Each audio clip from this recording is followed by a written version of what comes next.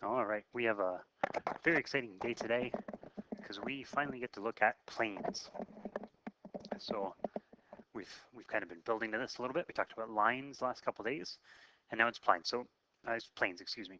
So before we looked at how to define a line, and to get a line, what we knew was that we needed an initial point, and we needed a direction vector. So the initial point moved us onto the line, and then the direction vector moved us along the line. So now if we're trying to do a plane, think about what you'd need for that. Certainly we'll need an initial point still, right? We've got to get to the plane because the plane's going to be somewhere in the middle of space. If you want to picture a plane, by the way, we're not talking about airplanes, right? We're talking about a flat space. So if you pick up a piece of paper and just hold it up in the air, and you can turn it all kinds of different directions, that's a plane. Now what you have to imagine is with a line, we put arrows on the ends to show that the line goes forever. With a plane, what you're imagining is that that piece of paper goes on forever. So there's no edge to that piece of paper. It just keeps on traveling. And we want to try and define that plane. We need the initial point just to get started, to get to the plane. If we had one direction vector, that would get us moving a little bit, but one direction vector only gives us a line. In order to move off that line, what we need is a second direction vector. And that's what this says. It says we can describe planes in 3 dimensions using a fixed point, so some point that we know is on the plane, and then 2 non-collinear vectors that are parallel to the plane. The non-collinear part means that if I had, say, one vector, one direction vector, that was 1, 1, 1, and then I had a second direction vector that was 2, 2, 2, those are collinear, right? They're just multiples of each other. So those aren't going to help to make a plane because they still just travel in the same direction. So that's no good. What I would need is to have some non-collinear vector. So if I just say did that, make that a 20, those aren't collinear anymore. That would be okay.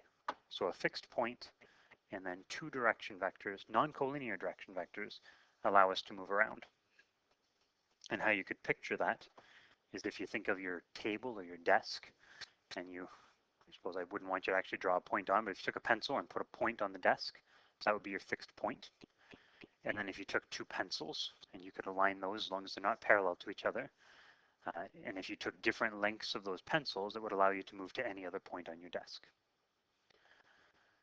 Because we have those two direction vectors, we now have 2 parameters. We can't just use t anymore, we have to use r and t. So it says consider the plane. Here's our plane. It's got x, y, z. Here is our initial vector, which really is just representing that fixed point, right? Some point on the plane. And here are our 2 direction vectors. And the r and the t are our 2 parameters, and they can both be any real number we want. So decimals, integers, whatever, anything is fine. That type of equation allows us to represent a plane. Now, really quick glance at it, it's the nice part, it's all written in one line. The really bad part, there's 5 variables, which is an awful lot of variables for one equation. So same plane, let's try a couple questions. Some of these are easier than others. First one says determine 3 points on the plane. And any 3 points we want, right? We just have to get a point.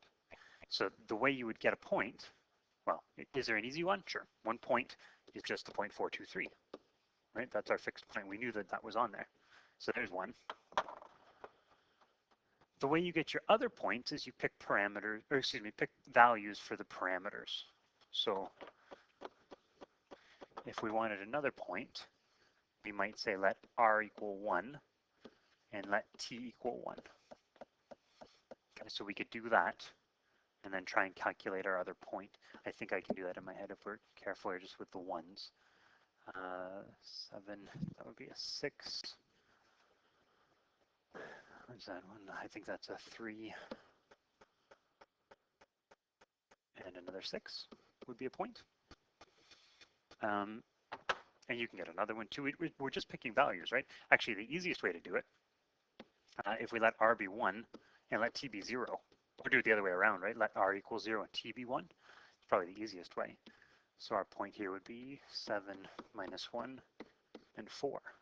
So we get a point either way. You can get as many as you want. Just keep picking different values for r and t. Determine the z-intercept of the plane. This gets harder relatively quickly, actually.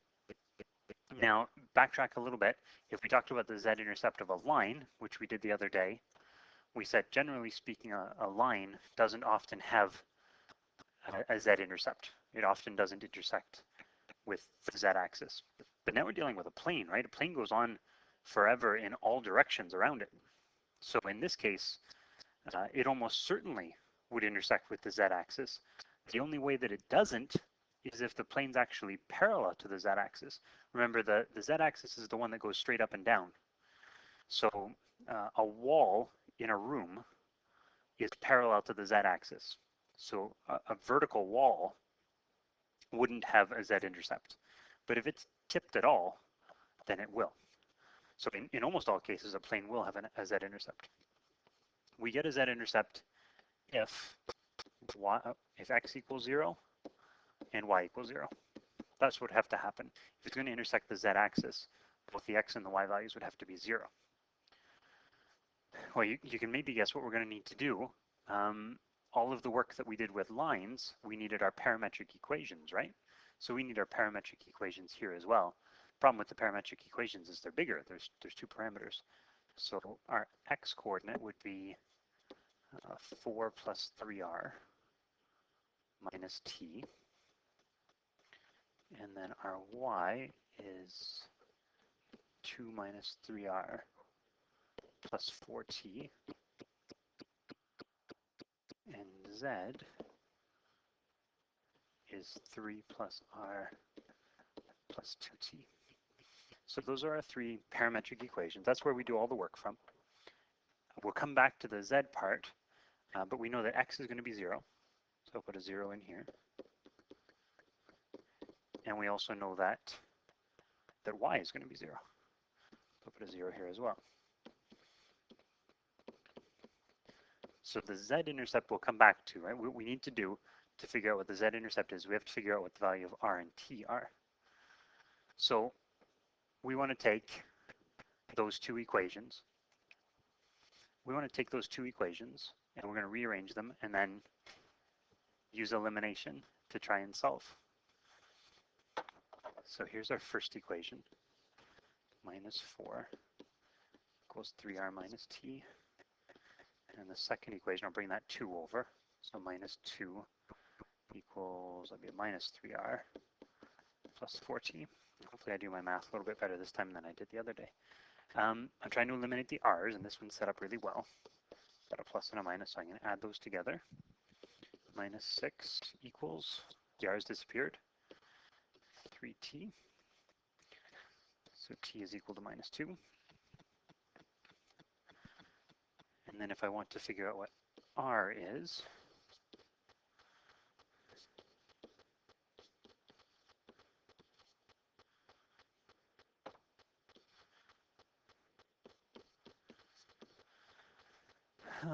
what do we get there? Plus, that's a minus 6 on this side. R is minus 2 as well. It's kind of odd, but I guess that's right. It happens. So we get our 2 values, right? R is minus 2 and t is minus 2. So those are the values of the parameter that will create a z-intercept. So then I go back to that z parametric equation, and to find the z-intercept, I'm going to sub in those 2 values for r and for t. So it was 3 plus, r was minus 2, and t was minus 2. That's minus 3. So our z-intercept is minus 3.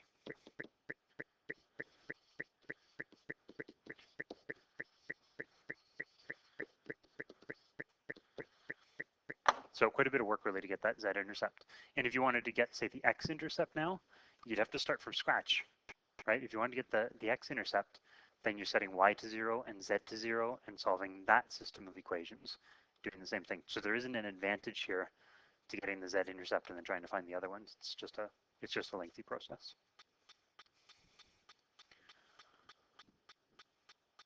Here's our next one. Still the same plane. It says, is the point 22 minus 25, 7 a point on the plane? So if it really was a point on the plane, then what that would mean is that there'd have to be a way to pick a value for r and a value for t that would generate all of those numbers. And we're going to do the same thing we did before. We're going to use our parametric equations. And I'm going to substitute in right away. You should still have all those parametric equations written down, I hope. So for the x's, it was 22 then, subbing the 22 for x, is 4 plus 3r minus t.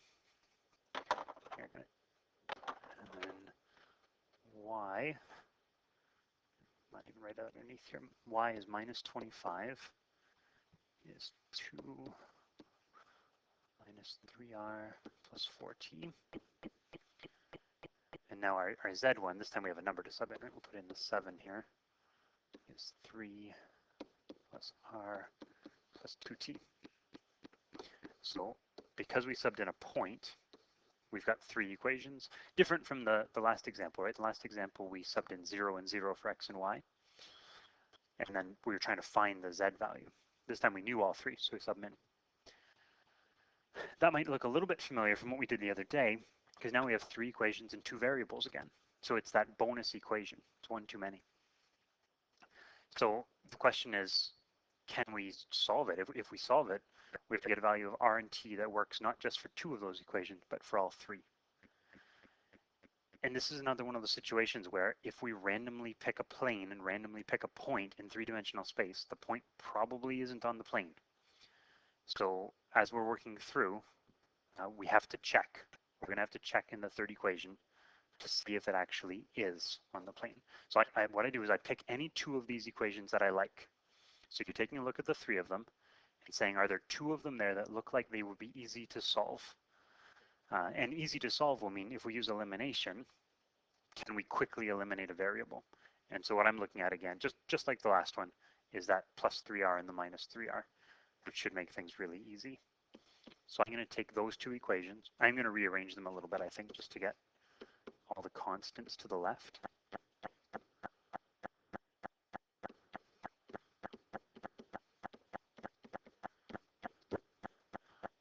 Very well there.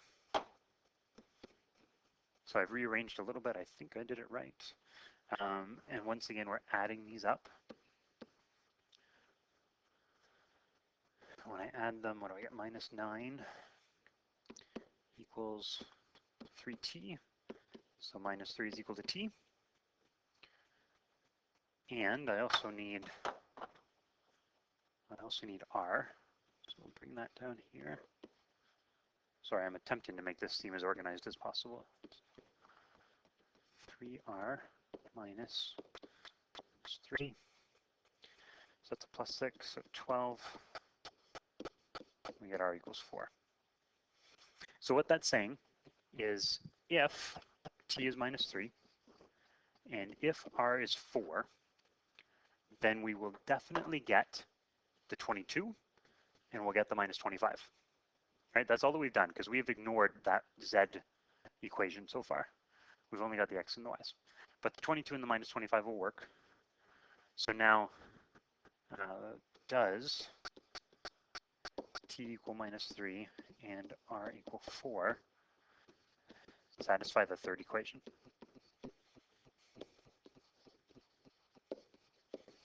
And this is the part now where we're going to tell, is the point actually on the line or not? Excuse me, is the point actually on the plane or not? So in equation 3, we have 7 equals 3 plus r plus 2t. That's what we're checking. I'm going to do a little left side, right side. So the left side of that equation was just a 7. The right side was 3 plus, what r was 4. Oh, this isn't going to work, is it? R was 4 plus 2 times minus 3, so that's 1. So our conclusion is, nope, the left side didn't equal the right side. Let me write that in even. Left does not equal right side. And since they weren't equal, the point isn't on the line. On the plane. I keep saying the wrong word. The point is not on the plane.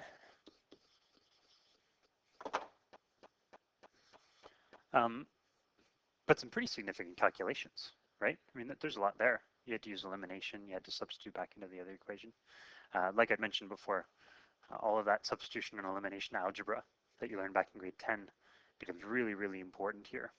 And as you saw, I made the mistake the other day, right? It's stuff that we just want to be really careful with the arithmetic. Okay, we're going to try a couple of these, just little problems. These are not meant to be, they're not crazy hard problems. They're just ones you got to think about a little bit. It says state an equation that would represent the XY plane. So remember, I'll try, I don't know if I can draw this or not. Trying to make this look three-dimensional. So here's our x-axis right there. There's our y-axis. And there's our z-axis. The xy plane is that flat surface, right? So maybe I can do it like this.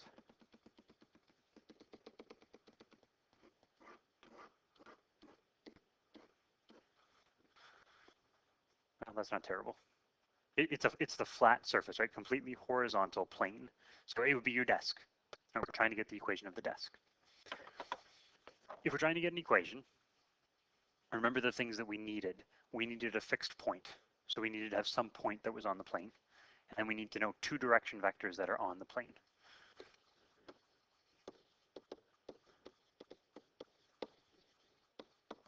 So we need a fixed point, and we need two non-collinear direction vectors. And this is another example where there are a gazillion different ways that you could write the equation of the plane, right? Infinite, really, right? There's tons. You come up with anything you wanted. All we need to do is come up with those, and it'll work. So we got to get a fixed point first. So any point that you can see on there, that would definitely be on the plane. The easiest one is the origin, right? The origin is on that plane. So there's a fixed point. Start at the origin and go from there. The direction vectors, I guess we have to be a little bit more careful with. I'll start off here. We need an R, and we need a T. We're just looking for two vectors that would be on the plane. So, well, here's a simple one. I'm just going to go straight along the y-axis. If I went straight along the y-axis, that would be right on the table. So that's on this plane. On the y-axis would be a 0, 1, 0, right? And then, well, I could do the x-axis, but that would be too boring, so let's not do that. I could just do 1, 0, 0. Or I could do something that kind of goes off in the middle. So what if I do something like that one? All right, so not on the x-axis, but still flat, it's still on the table. And I don't know, maybe that one is, I've gone 3 on the x, and I've gone 4 on the y, but for the z component, I definitely didn't go up and down, right? That has to be 0. There you go, there's an equation of the plane. The only requirement to do that, the only thing that would have to happen, there's 3 things on there that had to happen. There's 3 zeros that have to be in place. There's got to be a 0 there, there's got to be a 0 there, there's got to be a 0 there. Because your fixed point had to be on the plane, so it can't go up and down at all. And your two direction vectors had to be parallel to the plane, so they can't have any z component. They can't go up and down at all. But other than that, you can change any one of those numbers, and it still would have worked. Similar one. Determine an equation of the plane that passes through the points A, B, and C. So there's 3 points. They're all intercepts, actually, right? They're all on the axes. So x, y, z equals, I need a fixed point. You pick anything you want, right? You just need some point that's on the plane. So 5, 0, 0 is definitely on there. Oops. And then I need 2 direction vectors. So r times something. Now, I wasn't given any direction vectors, right? I was given points. But if A and B are both points on the plane, then the vector from A to B must be on the plane, right? It's got to be. And then similarly, second direction vector, A and C are both on the plane. So the vector AC has to be on the plane. The other one I could have picked, obviously, was BC. That would have worked too. What you couldn't do, I couldn't have done the first direction vector as AB and the second direction vector as BA. Those would have been collinear. I should write these in. I'll just, what's vector AB? Minus 5, 5, 0. And AC is minus 5, 0, 5. Okay. I just want you thinking about the things you'd need. You need that direction, you need that initial point, and you need two non-collinear direction vectors. Last one. This is a thinker. This is a good one. And this is one we're going to do our best to picture. It's going to be a pain in the neck to picture, to be honest with you, but we're going to take a shot at it. It says, determine if the line is parallel to the plane. Is the line parallel to the plane? And actually notice that's the same plane we had before. So we're using exactly the same plane. And there's our line. So there's a couple things that we know. We know the direction vector of the line. We call that D1. And then we have two direction vectors for the plane. We have D2 and we have D3. And this will be the tricky part to try and picture it, I think. I don't know if I can draw it. I'm going to take a shot though. There's our grid. X, Y, Z. And you're going to have some plane, and this plane is tipped now, right? It's not on an axis anymore, so I'm going to do this is supposed to look tipped. I don't know if it does or not. Yeah, sure it does. Okay, so there's some plane. And on that plane, I know I have a fixed point, right? So there's some fixed point sitting over there. And I know that I have two direction vectors as well. So there's a direction vector going that way, and there's another direction vector going that way. And then I have this other line. So here's line 1. And line 1's shooting through like this somehow. Right? And what we're wondering is that line and that plane actually parallel? If they're parallel, then they'll never touch, right? So example would be, think of the floor where you are. And if you look at the roof or you look at the ceiling, think of the edge that would join the ceiling and the wall. Imagine that line right there. That line would never touch the floor, right? It would just keep going. So we have a parallel situation. What's tricky about this is trying to figure out how to compare what we know about line 1 to what we know about the plane. Because those two blue vectors, right, these were our two direction vectors, D2 and D3. And I guess I can put it up here. Here's line 1. There's the direction vector for line 1, right? There's no real connection between D1 and D2, or just D1 and D3. Right? D2 and D3 can point in any direction we ever wanted on that plane. So there's, just because we're trying to show that D1 is parallel to the plane, that doesn't mean that D1 is parallel to D2 or parallel to D3. It doesn't have to happen that way. And you can picture that on your desk really easily, right? Take two pencils and just set them flat on your desk, right? And those would represent vectors on a flat plane. And then take some other vector and just hold it up in the air, parallel to the desk, so that it would never point towards the desk. And you can turn it around, right? You can see that it doesn't have to be in the same direction or opposite direction as D2 and D3. And you can see it here too, right? 155 certainly isn't a multiple of either of those direction vectors. So what we have to be able to do, we have to come up with a way of comparing them. And it's actually a really slick way of doing it. It involves the cross product of all things. Makes sense, right? We learned the cross product for a reason. We haven't seen it again in a while. If I take D2 and D3 and I find the cross product of them, if I do the cross product, it's going to be a vector. Let me even call it vector C for cross product, okay? It's going to give us a vector that's perpendicular to both D2 and D3. So what I want you to do still on your desk, I guess we're probably at a fourth pencil now. I hope you've got a big pencil case. That vector, the cross product, would be pointing straight up out of the desk. Okay, or potentially I guess it could be straight down, but I don't care about the direction here. Either way, it's perpendicular to the desk. If it's perpendicular to the desk, then if we compare that one, compare vector C to D1, the direction vector of the line, if the line really was parallel to the plane, then D1, the direction vector of the line, would now have to be perpendicular to vector C. Okay, again, this is tricky. So I hope you're actually using the pencils because it's going to be a lot easier for you to see it. The cross product would be pointing straight up out of the desk.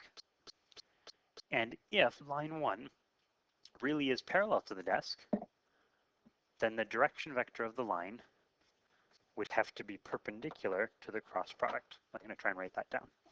If Bill Summers, please come to the office. Bill Summers. If L1 is parallel to the plane,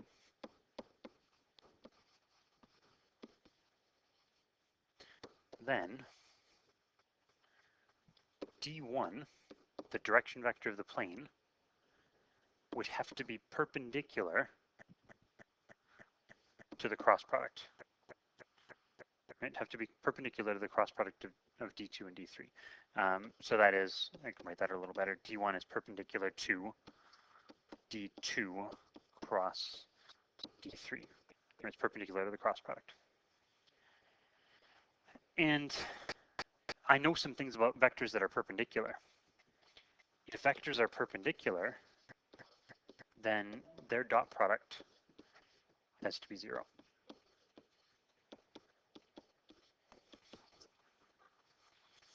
And that's what I'm going to check. I'm going to check to see if that statement right there really is 0. And we've done that one before, right? It's the same calculation we've used before as our test for coplanar vectors, and for our volume of a parallelepiped, it's the same calculation again. So we've done it many times. We just keep doing it for different reasons. I'm a little bit short on space, but I'm going to see if I can squeeze it in here then. I'm going to do D2 cross D3. So the cross product of the two direction vectors on the plane. So -3, 1. Can teachers please send down any outstanding attendance to the office? Thank you.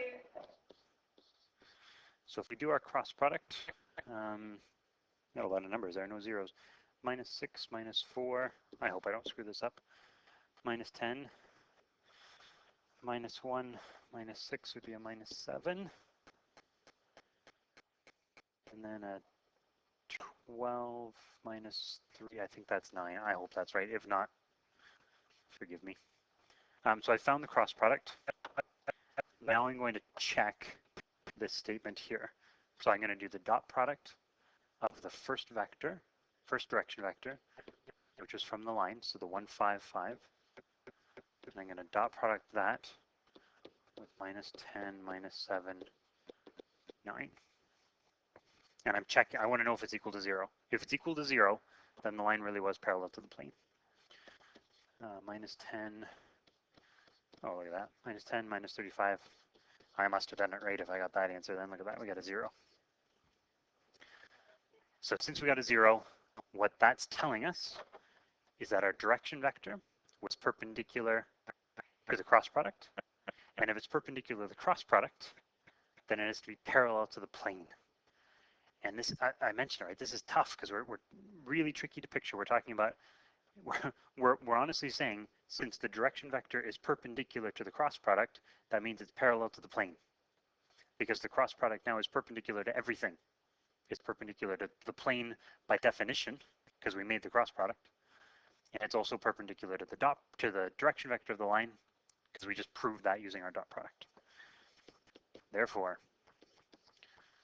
the line is parallel to the plane.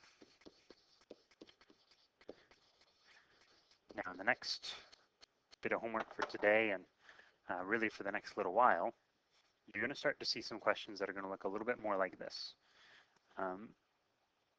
and they're tricky. I mean, if you think of the calculation we did there, we did very little, right? We did one cross product and we did one dot product, and we showed that it was 0. So the calculation itself was quite easy, right? It really was. It was a simple calculation compared to what we did before. There was no substitution, no elimination. We didn't have 3 variables floating around.